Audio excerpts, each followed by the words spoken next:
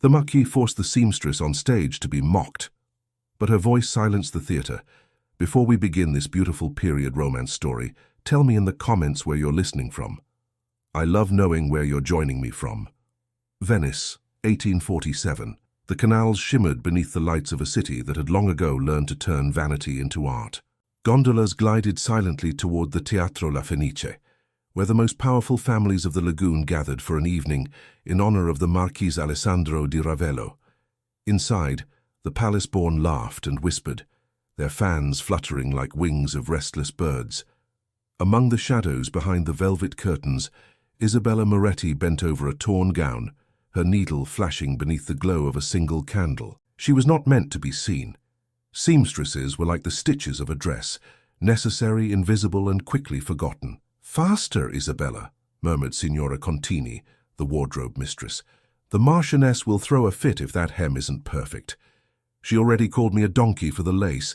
"I'm nearly done," Isabella said softly, her fingers moving with practiced grace. "Tell her the thread was stubborn. Tell her yourself." "Never.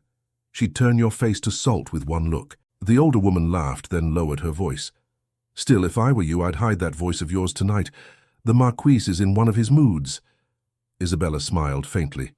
"I'll keep to my work." But she hummed as she stitched, a tune her mother used to sing. A melody so tender it softened the harshest day. She thought no one heard her. She was wrong. Up on the balcony, the Marquis stood beside his guests, a glass of wine in hand, the image of aristocratic confidence. He had the careless beauty of a man who believed the world existed to amuse him.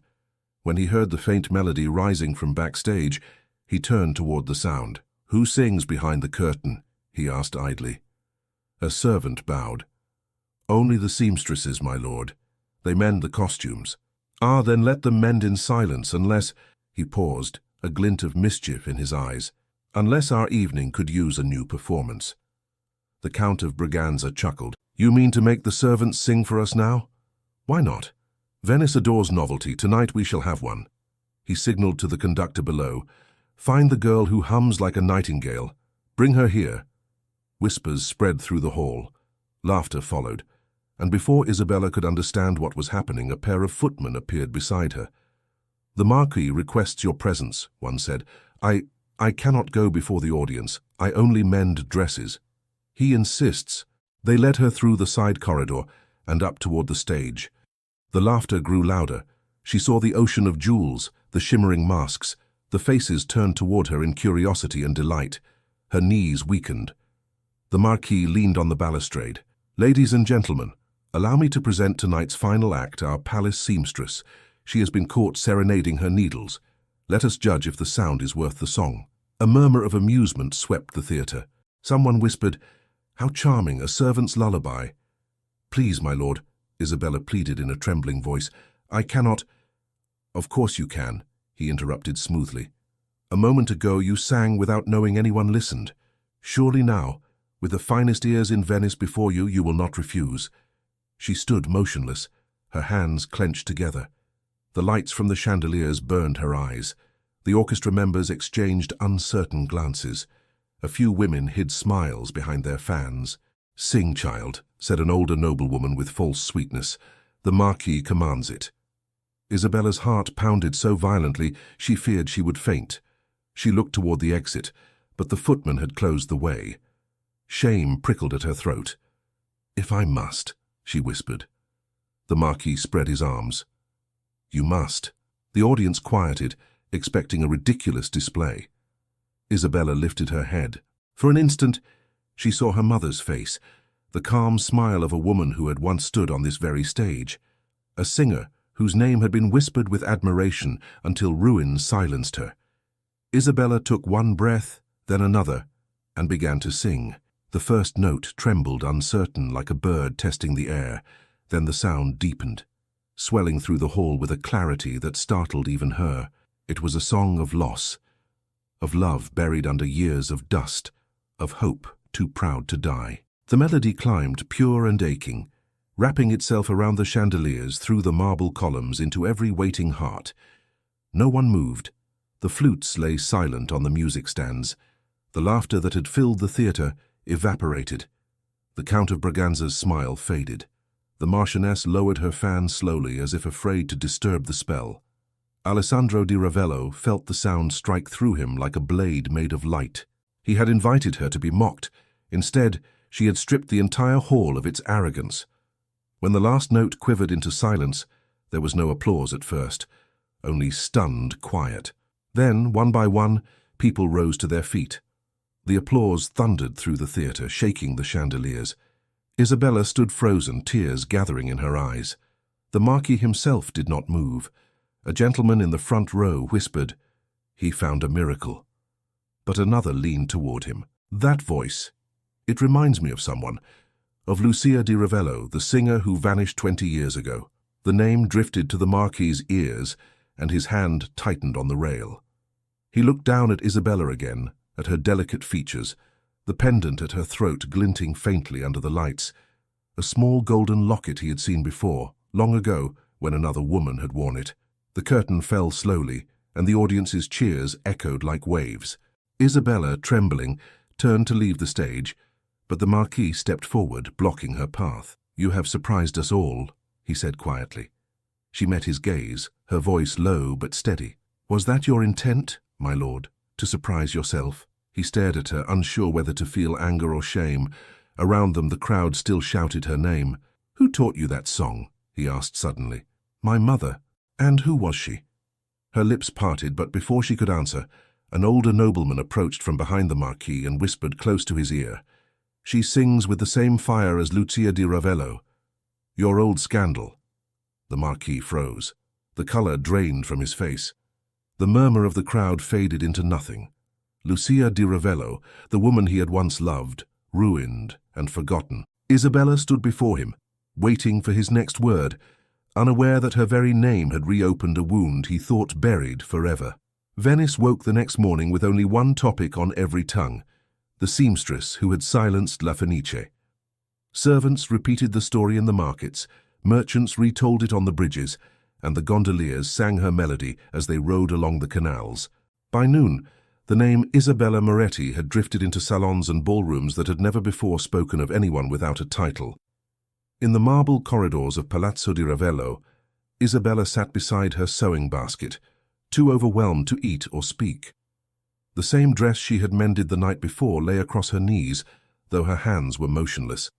Every sound of laughter from the upper floors felt sharper now, as though she were no longer part of that hidden world behind the curtains. Signora Contini burst in without knocking. "Child, do you understand what you have done? You are famous. The city cannot stop talking. The Marquis himself has had a dozen letters asking who you are." Isabella looked up. "Let him answer that I am no one." Contini placed her hands on her hips. "No one? You have become the jewel of Venice overnight. If you were wise, you would ask the Marquis for patronage. The impresarios will soon come for you." "Patronage?" Isabella repeated, bitterness rising in her throat. "And if I refuse? Then you will go back to hemming silk for ladies who will never look you in the eye. Choose, my dear. The world has finally opened its door." Before Isabella could reply, the door swung wider, and a liveried servant bowed. "The Marquis requests Miss Moretti's presence in the music room." Contini's face lit up. "There, you see? Go to him." Isabella hesitated. "Tell him I am unwell." The servant looked uneasy. "His lordship insists." Reluctantly she rose, smoothing her skirt. Her feet carried her through the long corridor, lined with portraits of proud men, each staring down with judgment. She had walked those halls countless times as a shadow. Now every passing servant stopped to stare openly. The music room was filled with morning light. The Marquis stood by the piano, a letter in his hand. He looked less certain than usual. When she entered, he dismissed the servants and turned toward her. "You have caused quite a sensation," he began. "La Fenice has not been so stirred in years." "I never meant to cause a sensation," she said. "I meant only to obey." He flinched at her tone. "Last night I behaved foolishly. My jest went too far. But I must know, where did you learn that song?" "My mother taught it to me." "And your mother's name?" "Lucia," she answered simply. He took a step closer. "Lucia di Ravello." Her silence was answer enough. The color drained from his face. He sank onto the piano bench, the letter trembling in his hand. "Then it is true," he murmured. "She had a child." Isabella stood rigid. She had a daughter. Alone. Because of you. He looked up sharply. You know my part in it? She told me everything before she died. How you promised to make her a star and then destroyed her name when she refused your advances. How she fled the city in disgrace. You took her stage, her honor, her life. He buried his face in his hands. I was a different man. No, Isabella said, her voice steady. You were the same man who mocked me last night. The words struck him harder than any blow. I did not recognize you, he whispered.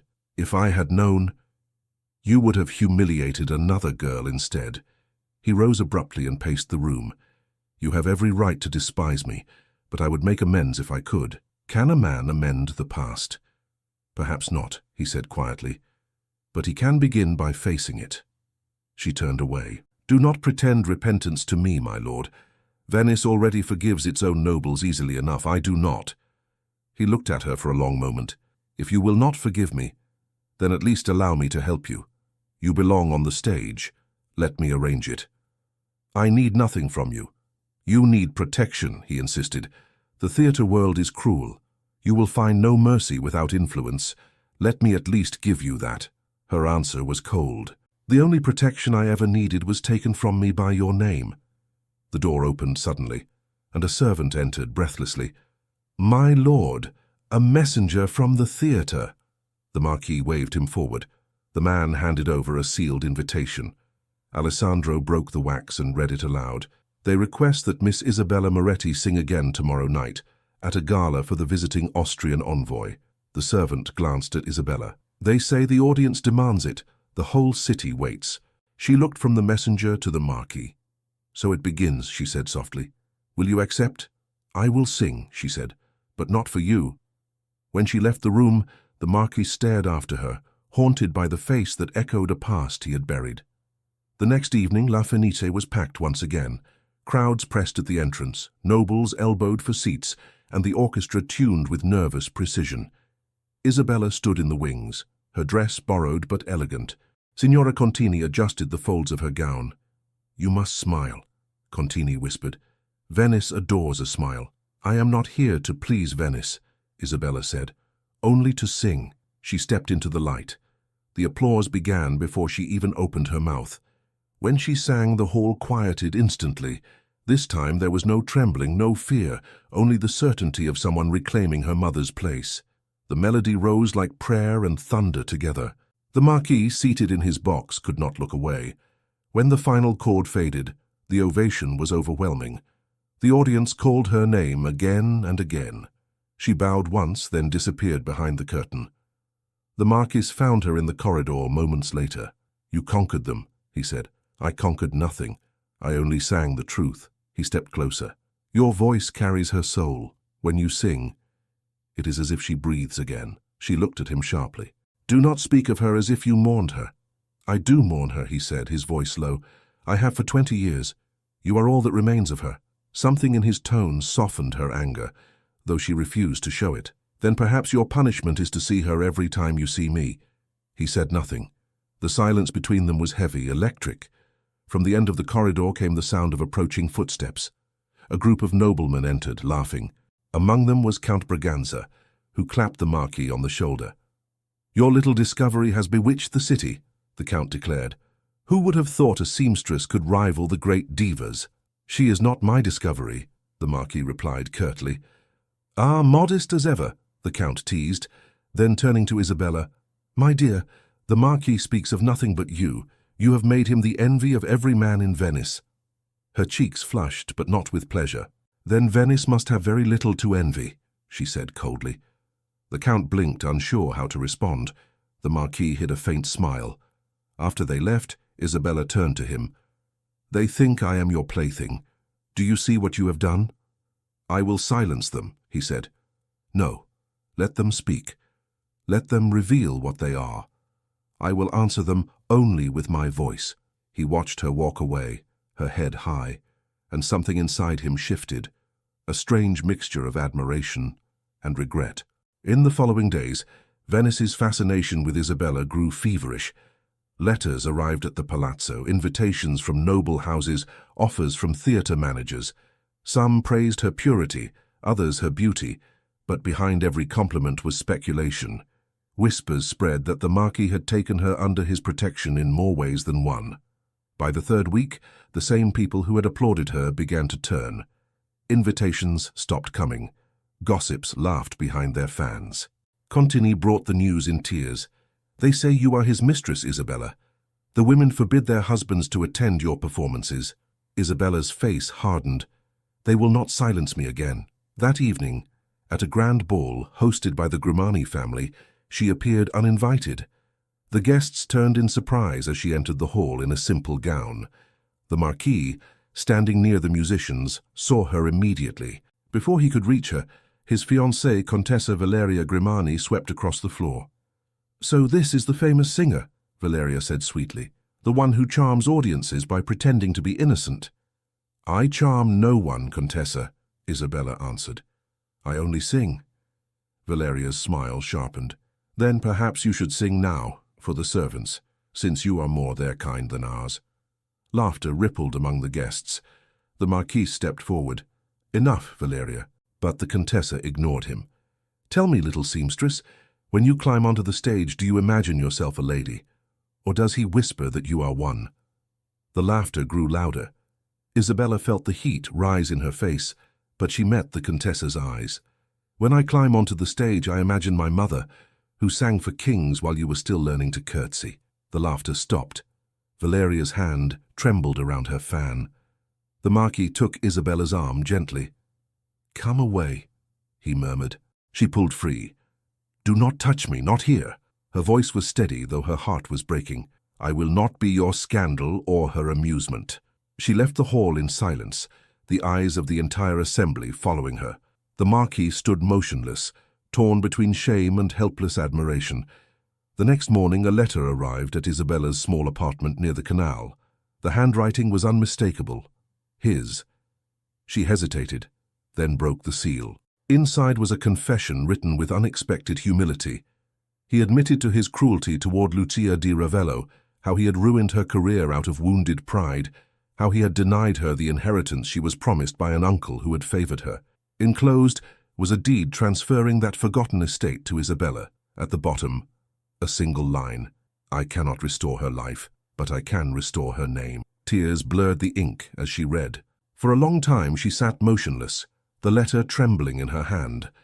Then she folded it carefully and placed it beside her mother's pendant. That evening, the city prepared for another gala at La Fenice, a charity event hosted by the Marquis himself. The whole of Venice was to attend, though whispers of scandal still surrounded them both. Isabella debated whether to go. Contini urged her. "He means to defend you tonight. Everyone will see his letter of donation to the orphanage. He wishes to show Venice his honor." "Honor cannot be displayed like jewelry," Isabella said. "Still, you must go. Let them see you stand tall." At last, she agreed. When she entered the theater, the chandeliers blazed, and the orchestra tuned in bright confusion. Nobles turned to stare, uncertain whether to applaud or whisper. She moved toward her seat, but a murmur spread through the crowd. The Marquis had taken the stage himself, dressed in formal black. The conductor raised his baton. The Marquis's voice carried across the hall. "Tonight's performance is dedicated to truth, and to the one who reminded me what it sounds like." He turned toward Isabella. "Miss Moretti will join me in song." Gasps rippled through the audience. Isabella froze where she stood. Someone whispered behind her, "He will sing beside her." A nobleman with a servant. She felt every gaze upon her. Slowly she rose, but her mind was spinning. What was he planning? A public apology? Or another humiliation disguised as generosity? When she reached the foot of the stage, the orchestra began to play, and the Marquis extended his hand toward her. She stared at him, uncertain whether to take it. The crowd waited. Her heart pounded as she stepped closer. The Marquis's eyes met hers, steady and unreadable. The conductor's baton hovered in the air. Then, as the music swelled, she realized what he had chosen to sing, the same duet her mother had once performed on this very stage. Her breath caught in her throat. The curtain lifted fully, and the audience fell silent. When she looked up at him again, she saw not arrogance, but something entirely new: remorse. and the thought came to her like a whisper she could not escape. This man was about to confess before all of Venice. The orchestra began softly, strings trembling like a held breath. Isabella stood motionless at the edge of the stage. The Marquis's hand was still outstretched, patient, waiting. The audience leaned forward, uncertain if this was theatre or scandal. Finally, she placed her hand in his. The hall seemed to exhale. Their voices met, hesitant at first, then finding harmony.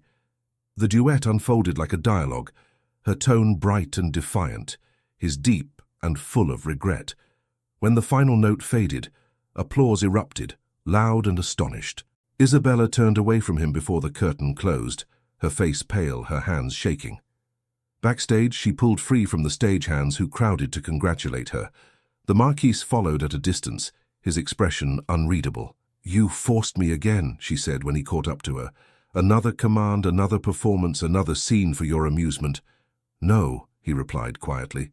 "It was not amusement. It was confession. I did not hear an apology, because words are weak beside what I owe you." "Then say them anyway." He stepped closer. "I am sorry for every humiliation I caused you, and for the one I gave your mother. You have every right to hate me, but I will spend what remains of my life trying to deserve the sound of your forgiveness." She stared at him, speechless. He continued, his voice breaking slightly. "You think me arrogant still, and you are right. I spent years believing I could shape the world to my pleasure. You and your mother were both victims of that vanity. I would undo it if I could." Isabella's throat tightened. "Undo it? My mother died nameless. I grew up in silence, sewing gowns for women who would not remember my face. You cannot undo that." "No," he said, "but I can give her name back to the city that took it from her. I can make them see who she was." "And what of me?" He hesitated. "You are already beyond their reach. They will speak your name with reverence one day." Her eyes filled with tears, but her voice was calm. "Reverence from the same mouths that mocked me? I do not want their reverence. I want peace." She turned to leave, but he caught her hand. "Isabella." She pulled away. "You can buy applause, my lord, not peace." He watched her disappear into the corridor. The applause still echoed beyond the curtain, hollow now, like distant thunder.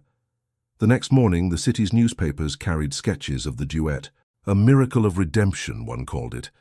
Another praised the Marquis for discovering genius from the humblest corner. Isabella threw the papers into the canal. By noon, the rumors had returned, uglier than before. People whispered that the Marquis planned to make her his mistress openly, that her tears on stage had been rehearsed to win sympathy. Some said the duet had been a mockery of holy music. The church murmured its disapproval. When Isabella returned to her lodgings, she found Signora Contini waiting at the door with red eyes. "They are closing the theatre to you," she said. "The impresarios say it is too dangerous. They fear the scandal will drive away the nobility." "So now I am dangerous," Isabella said. "Child, you must leave Venice. Go to Verona. I will come with you if you ask. I will not run. Then you will be crushed. Let them try." She entered her small room and locked the door. On the table lay the Marquise's letter and the deed to her mother's estate. She stared at them for a long time. Finally, she folded the papers and slipped them into a drawer. Later that evening, footsteps echoed in the corridor. A knock sounded on the door. "Who is it?" "Alessandro di Ravello. I have nothing to say." "I ask only a moment." She hesitated, then opened the door halfway. He looked pale, exhausted. "You have heard the rumors. I have lived among rumors since the night you called me to the stage. They will destroy your name if I do nothing. My name has survived worse. Then let me stand beside you." "Beside me?" she said sharply. "To what end? To prove their gossip true? To silence it? To show them what they refuse to see? That you are the most honorable soul in Venice?" She shook her head. "Honor cannot be declared by a marquis. It must be earned by a man." He looked at her as if struck. "You believe I cannot change. I believe you do not yet know how." For a moment he said nothing. Then he reached into his coat and handed her a folded envelope. "I am leaving Venice tonight. I go to Verona to settle matters of your mother's estate. It is yours now. I only ask that you trust me long enough to finish what I began." She accepted the envelope slowly. "Why would you do this?" "Because I cannot bear what I did to her. or to you. If this is my punishment, I accept it." She watched him turn to leave. "Marquis," she said softly, "do you truly think forgiveness can be bought with deeds and signatures?" He paused. "No, but perhaps it can begin there." He left, without another word. Days passed. Venice turned its attention to other scandals. Isabella stayed hidden, refusing invitations. But the emptiness pressed around her. She missed the stage, the sound of the orchestra, the trembling hush before a note. One afternoon, Contini rushed into her room. "The Marquis has returned," she gasped. "He came to La Fenice today. He says he wishes to announce something tonight." "What does he wish to announce?" "No one knows, but he has invited the entire city, even the Contessa Grimani." Isabella felt her stomach twist. "Then it will be another spectacle." Contini caught her hands. "Perhaps it will be an ending." When night fell, Isabella dressed simply and went to the theatre. The audience filled every seat, buzzing with curiosity. The Marquis stood alone on stage, holding a single sheet of paper. "My friends," he began, "you know me as a man of titles and possessions. Tonight I stand before you as a man of debt, a debt to a woman who once sang here, whose voice I silenced by vanity and pride. Her name was Lucia di Ravello. Venice owes her an apology, and I begin by giving it." The crowd murmured in astonishment. He unfolded the paper. "This document restores her estate and fortune to her rightful heir, Isabella Moretti, whose voice you have already heard. She will continue her mother's legacy, not as my ward, but as the rightful artist of La Fenice." A wave of whispers spread. The Contessa Grimani rose abruptly from her seat. "You would ruin your name for a servant?" He faced her calmly. "It was ruined long ago when I destroyed hers. Tonight, I repair what I can." The applause began slowly, uncertainly, but it grew until the walls trembled. Isabella stood frozen in the wings, tears stinging her eyes. The Marquis turned toward her, seeking her gaze, but she vanished into the darkness before he could find her. After the crowd dispersed, he found her outside near the canal, the reflection of lanterns flickering on the water. "You did not stay for the end," he said quietly. "I have heard enough. You disapprove." "I am grateful," she said. "But gratitude is not love, and forgiveness is not surrender. You have freed me, but that does not mean you belong to me, or I to you." He nodded slowly. "Then I will wait." "For what?" "For the day you look at me, without remembering her pain." She looked away. "That day may never come." He smiled faintly. "Then I will wait forever." He bowed and left her standing by the water. Weeks passed. Isabella traveled briefly to Verona to see the estate her mother had been denied. It was small, quiet, surrounded by olive trees. She stayed only long enough to leave flowers by a grave that bore no name. When she returned to Venice, she found the city's gossip had softened. People now spoke of her as a symbol of courage, but the theatre still hesitated to invite her back. One afternoon, Contini entered with fresh news. "The Marquis is giving a concert to benefit the orphanage. He has asked that you perform the final piece." Isabella frowned. "He will never stop, will he? Perhaps he needs to finish his penance, or perhaps he needs me to finish mine." That night she went to La Fenice again. The audience was smaller, more subdued. The Marquis greeted her backstage. "Thank you for coming," he said. "I came because the children deserve the help," she replied, "and because music is your truth," he added gently. When she walked on stage, she saw him seated near the piano, waiting. The orchestra began the slow, sorrowful melody she had chosen. She sang not of vengeance now, but of release. Every note carried her mother's memory and her own forgiveness. When she finished, the applause was warm, but not thunderous. It was the quiet approval of people who had been changed by what they heard. As she left the stage, the Marquis followed her into the wings. "You sang of peace tonight," he said. "I tried to. Did you find it?" "Not yet," she whispered. "Then let me help you search for it." She looked at him for a long time.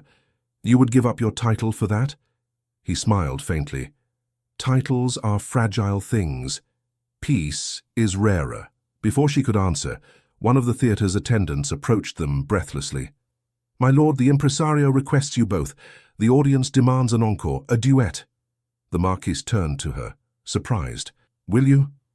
She hesitated, then nodded. The audience stirred as they reappeared. The orchestra struck the first notes of the same duet they had sung before, but this time something was different. Their voices rose not in battle but in reconciliation.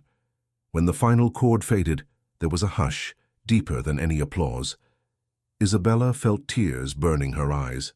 She turned to the Marquis, meaning to thank him, but the sight of his face silenced her. He looked as though he had seen a ghost. She followed his gaze and saw the Contessa Valeria Grimani standing in the shadows near the side door, her expression hard and cold. The Marquis's voice dropped to a whisper. "She will not forgive what I have done." Before Isabella could speak, the Contessa turned and disappeared into the night.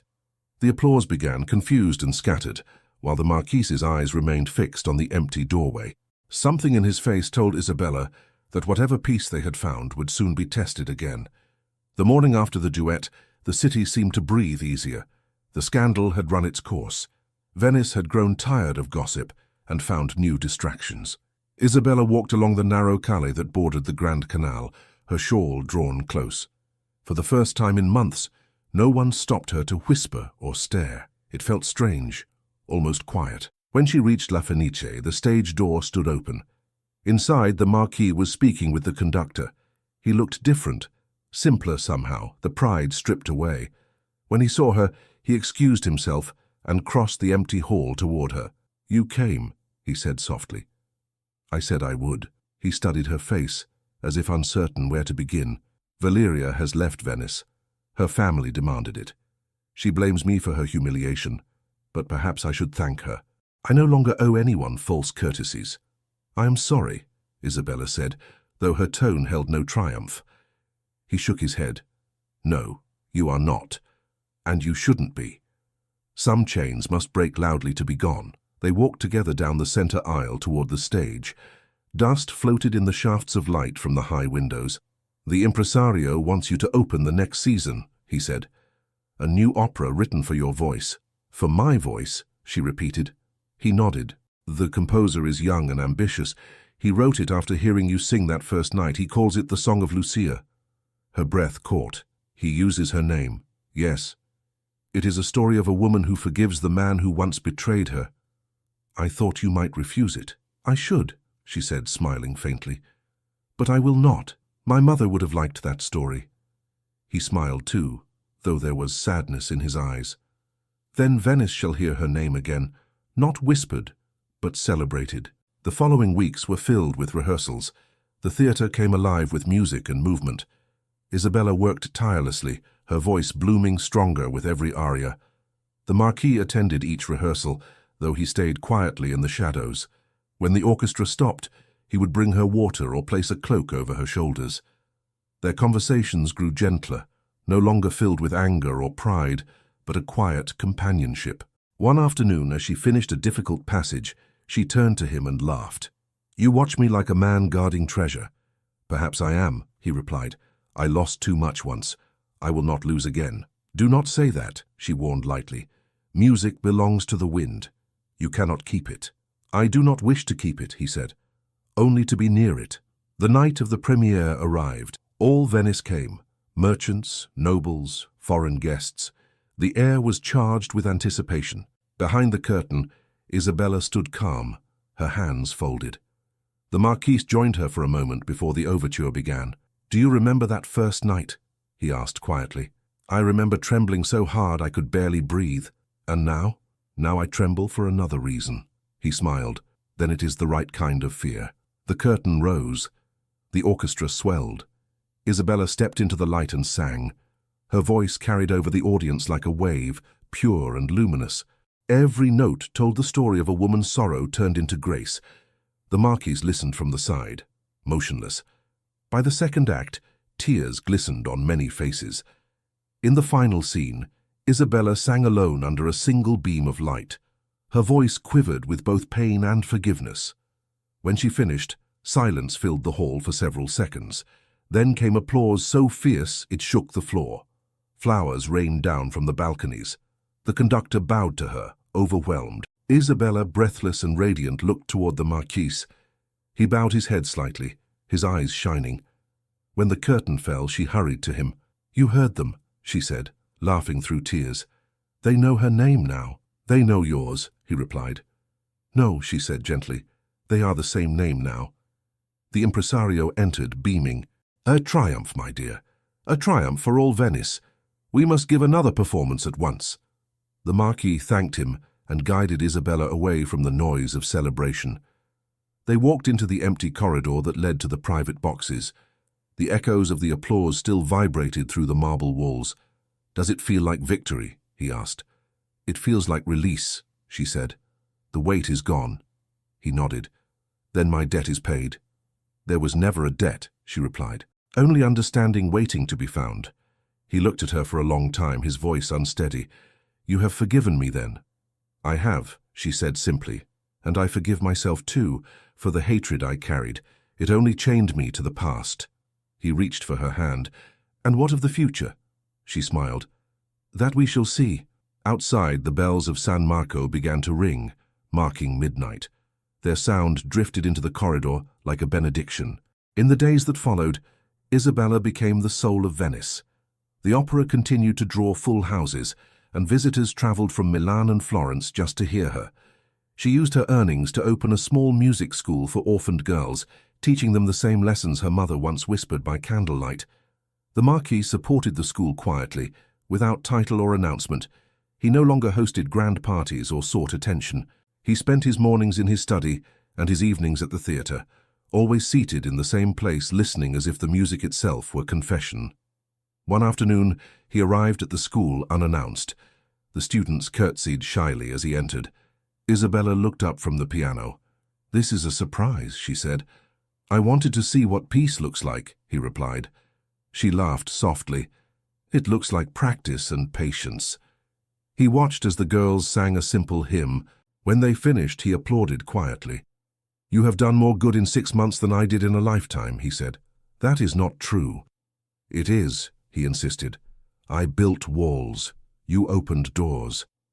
She looked at him with warmth. We both built something new from ruin. That is what matters. He nodded slowly. I have something to ask you, he said at last. And I do not ask lightly. She waited. He drew a small box from his coat and opened it. Inside lay a ring of gold, simple and old-fashioned. This belonged to my mother, he said.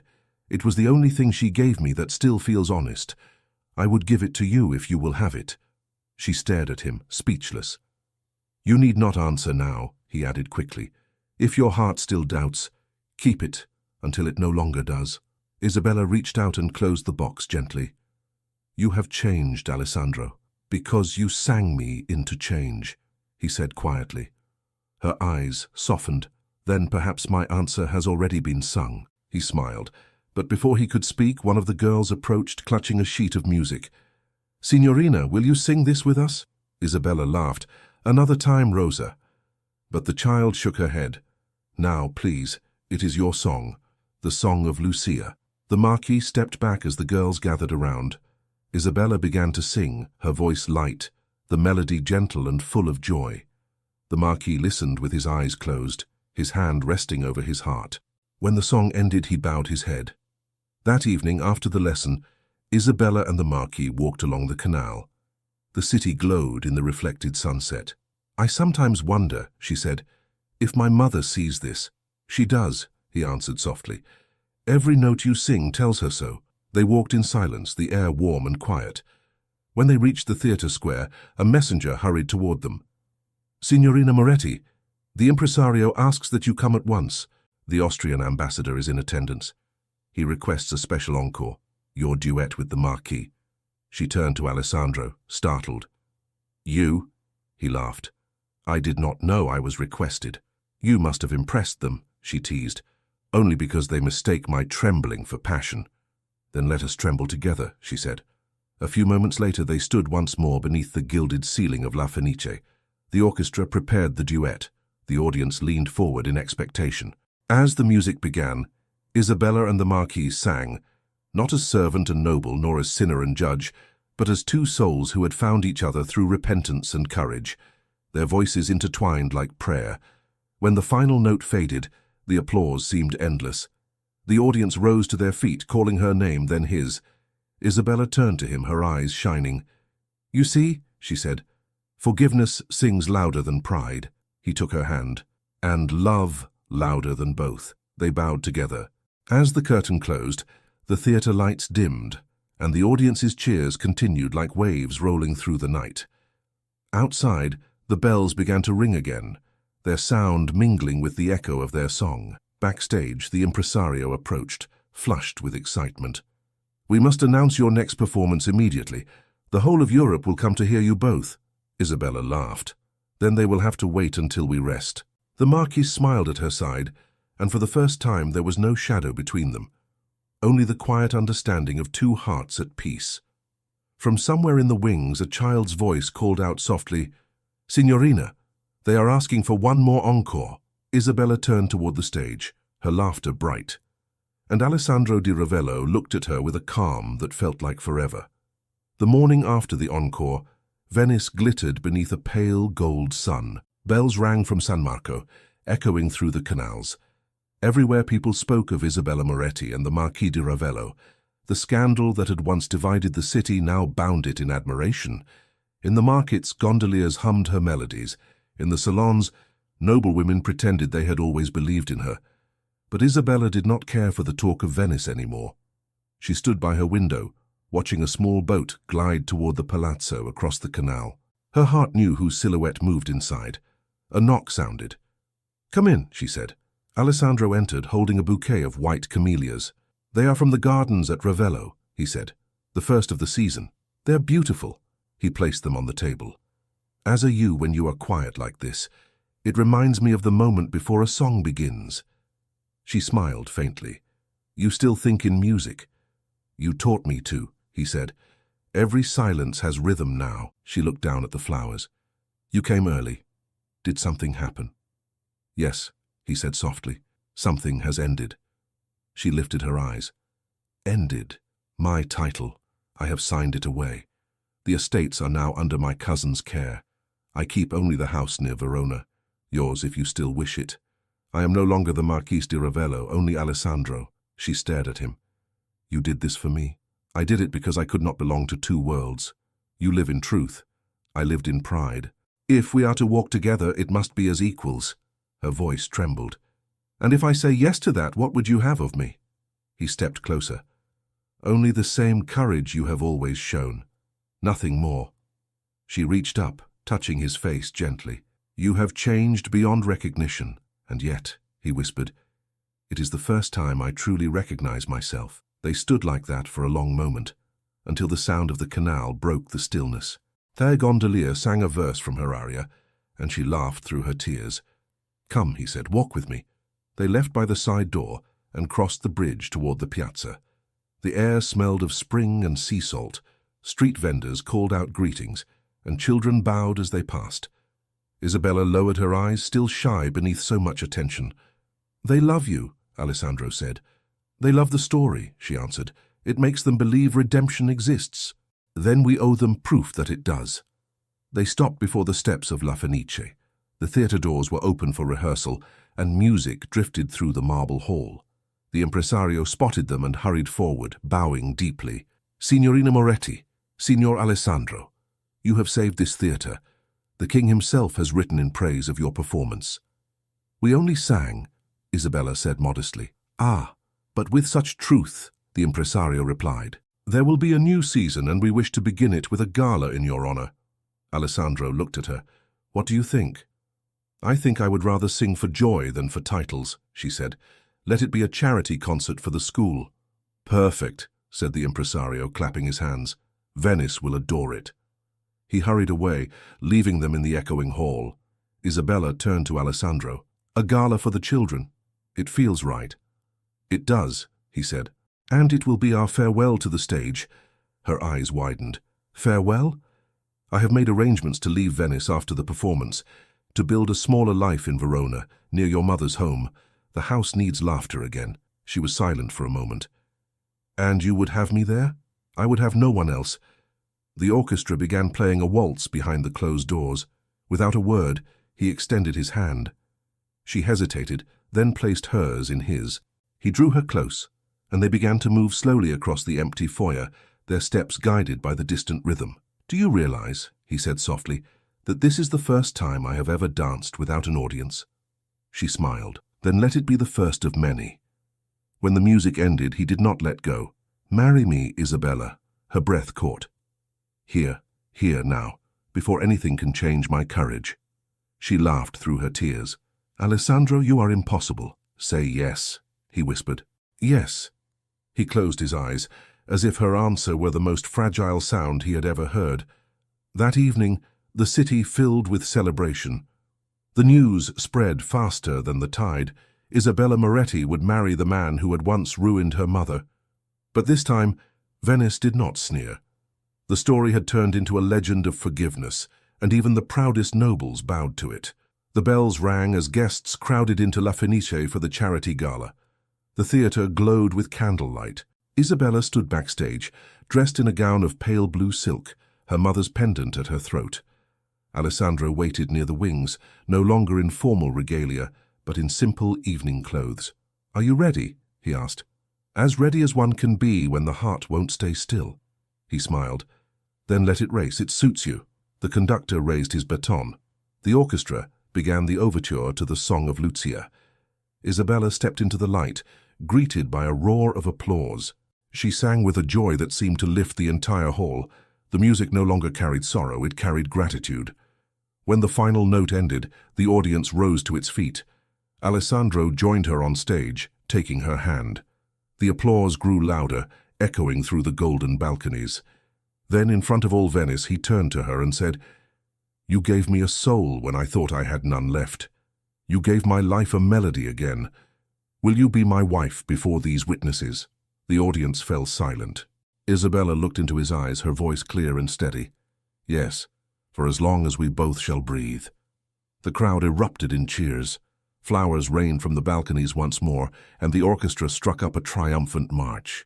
The conductor, grinning, waved to a priest seated among the guests who stepped forward, blessing them quietly as the applause thundered around. Later, when the hall had emptied and the candles burned low, Isabella and Alessandro remained on the darkened stage. The city outside hummed softly through the windows. He took her hands. "Tomorrow we leave for Verona. I have arranged everything. You will have your school there, and I will try to keep the garden alive." She smiled. "And what will we do when the garden sleeps in winter?" "Then we will sing to it," he said, "to remind it of spring." She laughed, resting her head against his shoulder. "You've become a poet." "No," he whispered. "Just a man who listens now." They stayed that way until dawn, when the light began to spill through the high windows, painting the stage in silver. A week later, they sailed along the river toward Verona.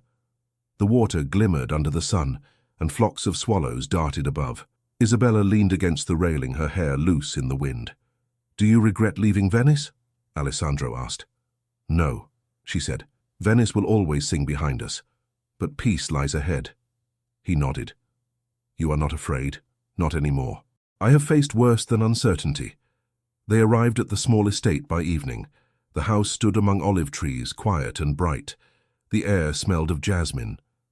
Isabella stepped inside, touched the worn piano in the corner, and smiled. "It feels alive already," she said. "It has been waiting," he answered. That night, they sat outside beneath the stars. Crickets sang in the grass. Alessandro poured wine, and they watched the lights of the nearby village flicker. "Do you miss the applause?" he asked. "Sometimes," she admitted, "but it was never the applause that moved me. It was the silence that followed, the moment when the heart understands." He took her hand. "Then, may we live in that silence forever." She looked at him tenderly. "Forever is a long song, Alessandro.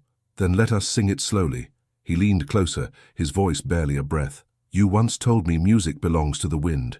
Tonight I believe it belongs to us." She smiled. "Then let the wind listen." Their lips met softly, the sound of the river folding around them. It was not the rush of passion born from haste, but the deep warmth of two souls, finally unafraid. When dawn broke, the first light touched their faces. Birds began to sing, and Isabella stirred, laughing quietly. "They are applauding," she said. "Then the performance must go on," he replied. In the months that followed, the house filled with music and laughter. Isabella's school flourished. Girls from nearby villages came to learn. Alessandro helped them plant gardens, repair instruments, and build a small stage beneath the olive trees. One afternoon, as the sun dipped low, the students begged for a performance. Isabella agreed. She and Alessandro sang together, their voices rising through the twilight. Villagers gathered outside the fence to listen, the melody carrying across the hills. When the song ended, applause echoed once again, softer than the theatre's roar but truer. Isabella turned to him, her eyes full of light. "You see? Music finds its way, even here." He smiled. "So does love." That night, after the last candle was out, they stood on the balcony, watching the stars ripple across the dark sky. "Do you ever think of the first night?" she asked. "Every day," he said. "It began in cruelty and ended in grace. I have spent every breath since trying to deserve that miracle. And have you?" He looked at her quietly. "You are here beside me. That is miracle enough." She rested her head on his shoulder, the pendant at her throat catching the moonlight. The wind carried the faint sound of the students' voices, singing her melody inside the house. Isabella closed her eyes and listened. "Do you hear that?" she whispered. "I do," he said. "It is my mother's song, and ours." "Yes," he murmured. "And it will never end." Thank you so much for listening to this story all the way to the end. We hope it moved you as much as it moved us while telling it. We'd love to hear your thoughts. Leave us a comment telling us where you're listening from and what you liked the most. Rate this story from 0 to 10. What score would you give it? If you enjoyed this story, don't forget to subscribe to the channel and leave a like as a show of support. That really motivates us to keep creating and sharing more stories full of emotion and life lessons. And before we go, we want to remind you that an exciting and heartwarming story recommendation will appear on the final screen. If you'd like to enjoy it, just click on the video. Thank you once again for being here, and we'll see you in the next story.